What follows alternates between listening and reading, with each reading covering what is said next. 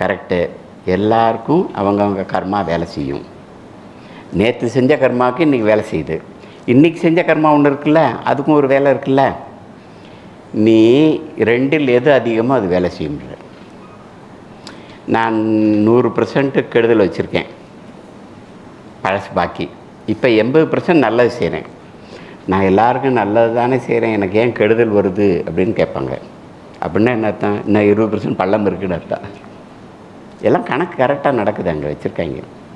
அப்போ 20% சேர்த்து 100%, 120, 140 நான் நல்லது செஞ்சால் தான் என்னுடைய பழைய பிரார்த்த கர்மா பாசிட்டிவாக மாறும். ஐயா என்ன சொல்கிறார், இந்த பஞ்சாயத்து கணக்கெல்லாம் வேணாம், நீ நல்லது மட்டும் செய். ஆகாமிய கர்மா நல்லது செய்யணும். அடுத்தவன் உனக்கு கெடுதல் பண்ணால் கூட நீ நல்லது நினை, அவனை எதிரியாக நினைக்காத. ரொம்ப சிம்பிள் சொல்யூஷன்.